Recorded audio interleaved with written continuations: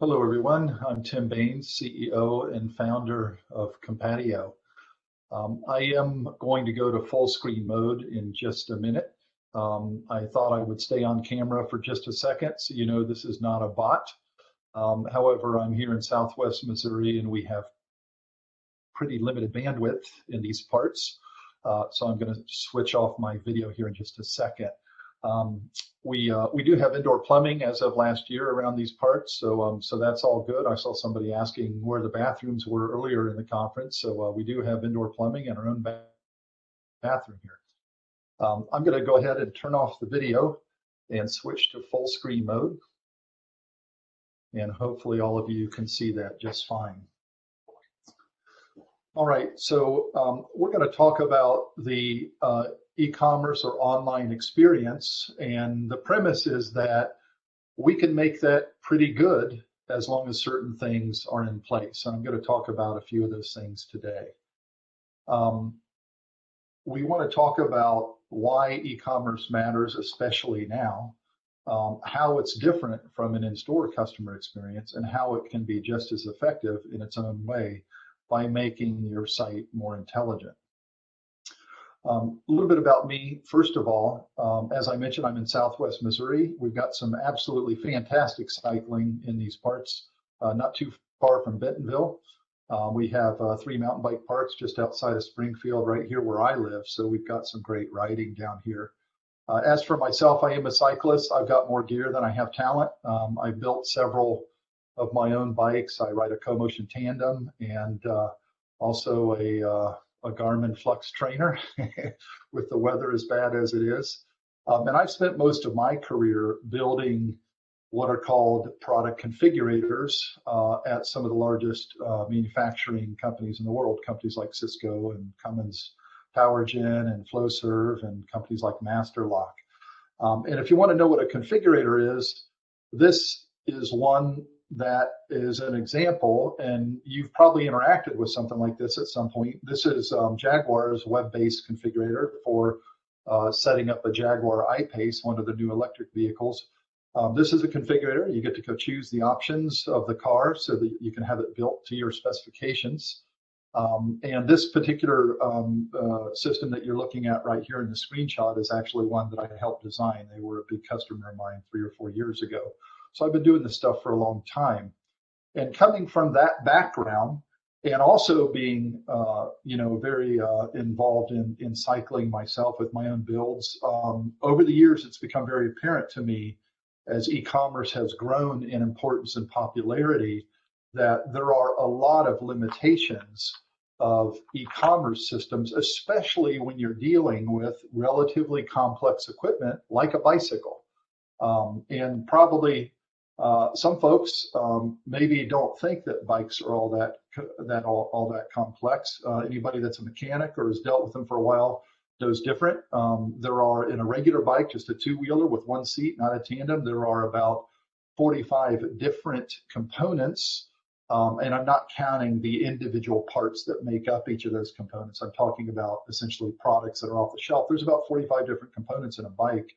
And if you look at the number of components of each type, that somewhere oftentimes between 100 and maybe a couple of thousand variations of a component out there on the market, you're looking at the different ways that you can build a bike.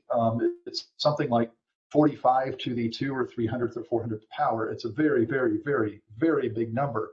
So when you're dealing with products like this, and you are an online shopper, a cyclist looking for maybe an upgrade to your bike, or you're trying to build a bike, or you want to accessorize it or whatever, there are a lot of challenges. And the reason is because basically online stores, e-commerce sites, really aren't that helpful.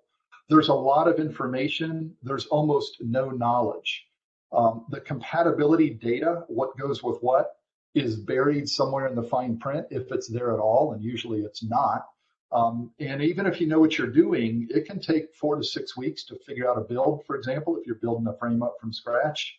And if you look at this little picture that I have over here on the right, I won't say what site this is, but that should look probably fairly familiar to any of you that have shopped for cycling components online or have your own store. Oftentimes categorization even is not that good. This is the category of cranksets. This is the top of the list right here. I just click cranksets on this particular site, and this is what came up. And really, only one of those items is really a crankset. To me, somebody that's come from this background of knowing how important it is to be able to categorize things accurately so that you can make the system do what you want, which is accurately put things together. There's a lot of issues, and this is one right here, just the very poor categorization. So our goal at Compatio is to improve the online experience for an online shopper and make that work for local bike shops who want to sell online or sell in some kind of a digital application, maybe an in-store app or perhaps marketing automation, sort of post-sale follow-up. There are lots of ways that we can improve these experiences, and we're going to talk about some of those today. So let me back up one step and talk briefly about sort of what's happened in e-commerce over the last year. Many of you already know this, and Jay Townley actually talked about this earlier today of how fundamentally e-commerce has changed in the last year because of the pandemic. Up until last year, e-commerce was growing inexorably at about 1.7 to 2% per year. And you can see that trend on this graph up until 2019. And then all of a sudden, because of the pandemic, it took off like a rocket. And we went through essentially 10 years of acceleration in e-commerce. There are major platforms, major technology companies around the world that basically accelerated the product roadmaps by 10 years in order to keep up with the massive shift that we saw in the last few months here. And if you are thinking about a web store, here are some reasons that you really want to be thinking harder about it, frankly. So we clearly have this massive trend, and that trend is not stopping. We've got record demand for products like cycling because of social distancing and just changes in how we're living. And those changes, some of them are permanent. Some of them are structural changes in the way people are shopping and buying and what they expect from the merchants they deal with. This concept of shopping from home or buy online and pick up in store or curbside pickup, folks have gotten used to that. And I have my own example. My wife, since she's been shopping and doing curbside pickup for groceries over the last 6 months, she's never going back. It's just so much more efficient for her. I don't see that changing. And there are a lot of folks that feel the same way. So becoming effective at an online store is going to be pretty important going on, not only for what we've seen in the last few months, but if you back up and look at the trends in e-commerce that have been happening over the last few years, it's going to continue to get more and more and more important for folks to be able to shop online and for merchants to be effective at meeting that demand.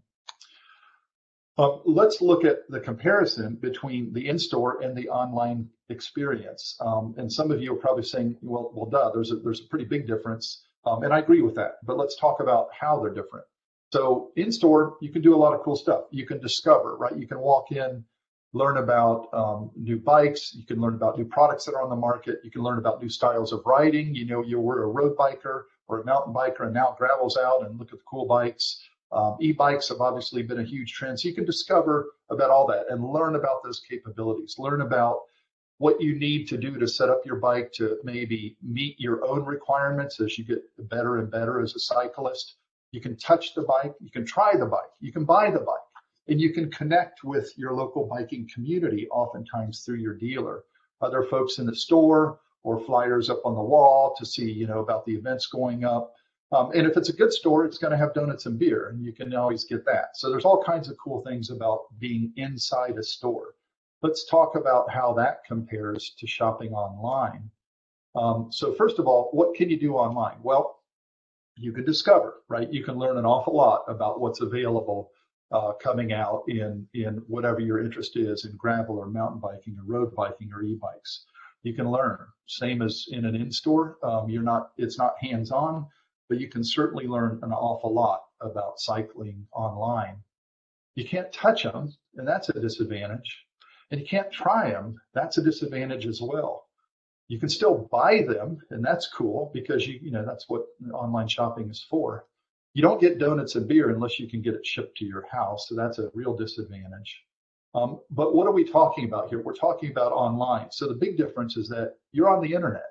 And once you're on the internet and you're connecting with a store of any kind, there's some pretty significant things that are different.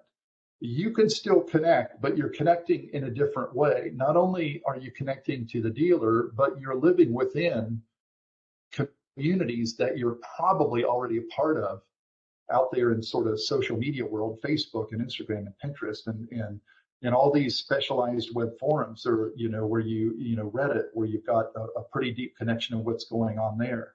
So the connection is very much a part of the online experience. And for many folks that are shopping online, that's a key source of information and knowledge for them are those online communities. You have a nearly infinite selection of the products that you're looking for. And I want to mention that about a year and a half ago, we did a pretty extensive survey of cyclists, trying to understand how they bought, where they bought, what were they looking for from the retailers that they were dealing with.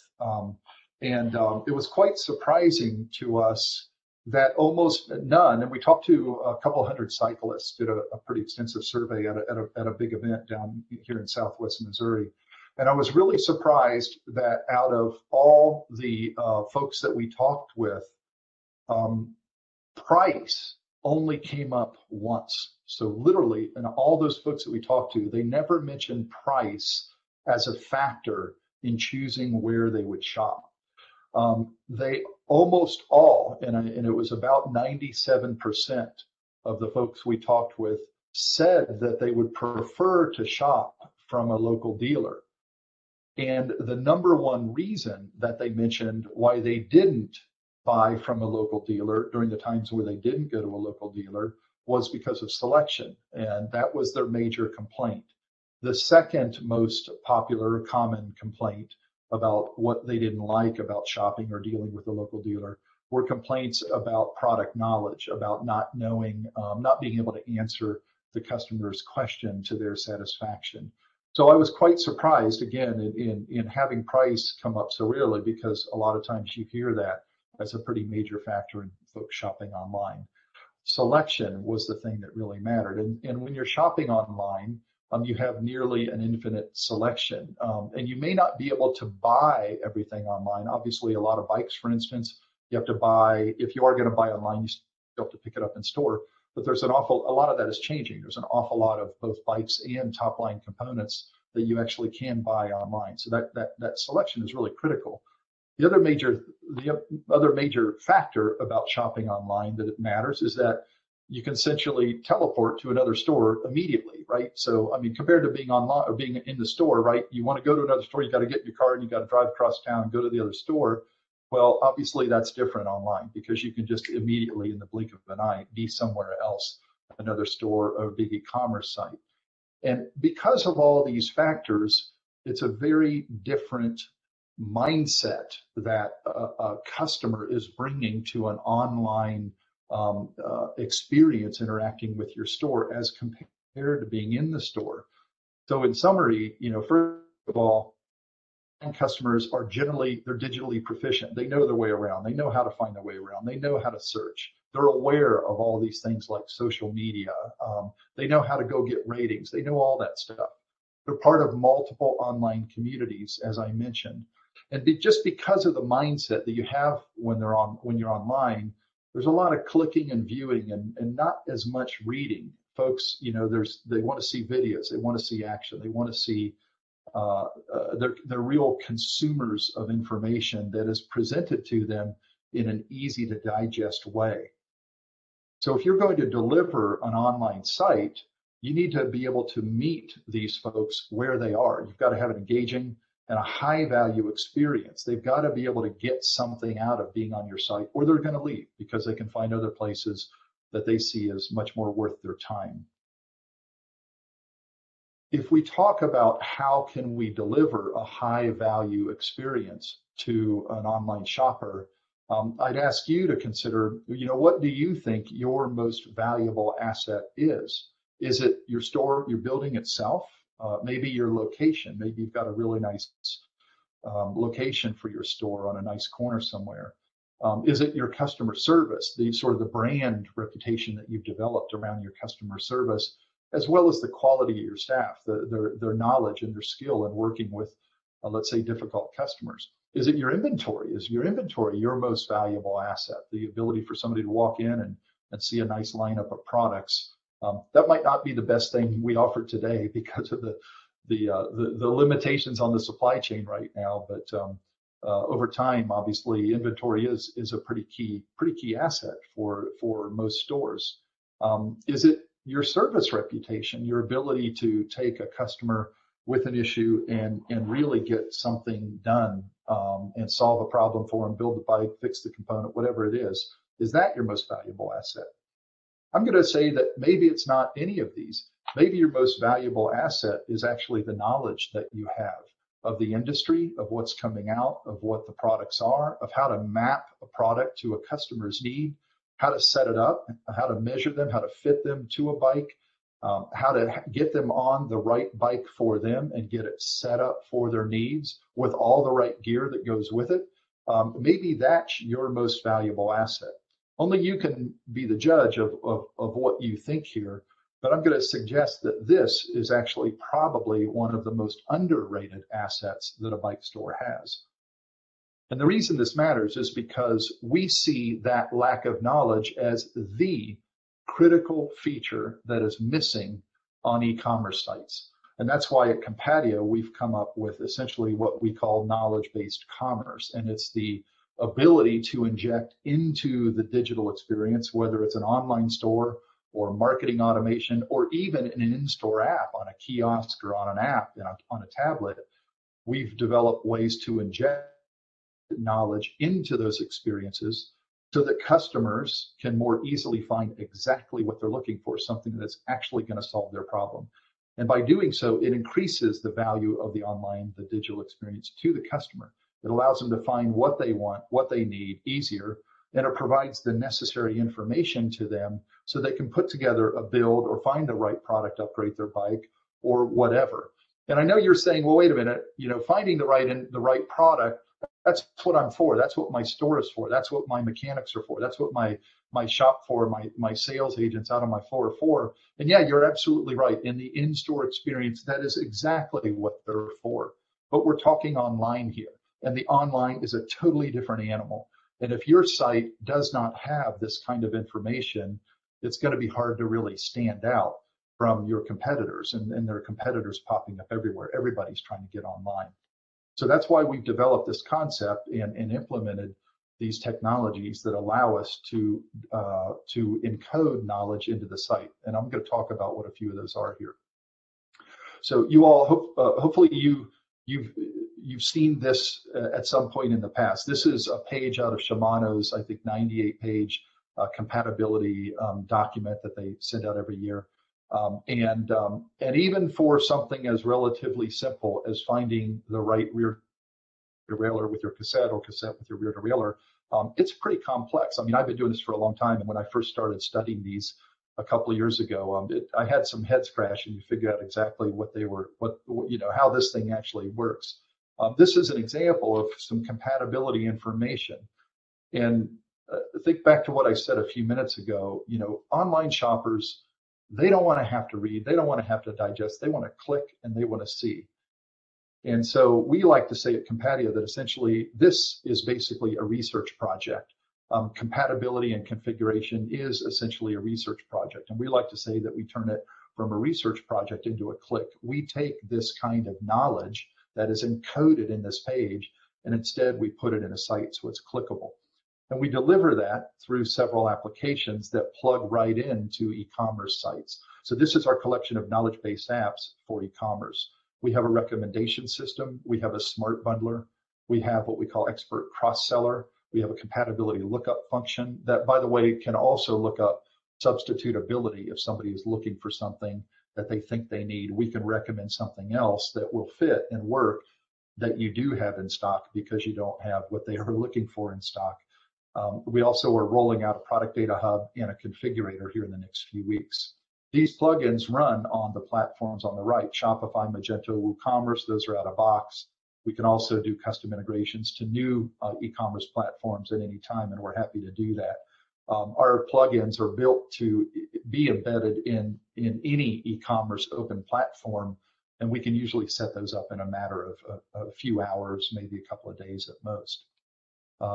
Our knowledge-based apps have several really important features. So they run on these platforms. They reference a master catalog of bike industry components that we have basically accrued over the last 3 years. Our Compatibility Engine has knowledge in it from highly experienced bike mechanics, folks that have been in the industry for 30 plus years, and it can calculate compatibility and configuration. There's no maintenance required on the part of the retailer or the dealer to maintain this compatibility information. Our system knows it, and it can calculate it on the fly. In addition, we have what we call Compatio score, which is a function that ranks sort of best fit. Anybody that's built a bike or dealt with these kinds of components, you're going to know that compatibility is not binary. It's not 0 or 1. It's actually a matter of degree. I mean, anything will fit if you've got a welding torch and a grinder, right? Well, that's a very low that gets a very low compatibility score in our world. But certain things are fit great. They get a perfect score. And example is group set, right? Those are components that are engineered to work together in that system. So our Compatio score function takes a number of different factors into account to rate compatibility and allow us to recommend the best fit. But it's important that I also say that we're only going to recommend the stuff that you actually have in inventory. We're not going to go recommend something that is not available in your store because we don't want to send the customer bouncing away and off to somebody else's site. We recommend the highest scoring item that is actually in your inventory. And as I mentioned before, we do have the ability to calculate substitutes if the buyer can't find the thing that they think they were looking for. And I'm going to talk about what each of these looks like. This is our recommender system.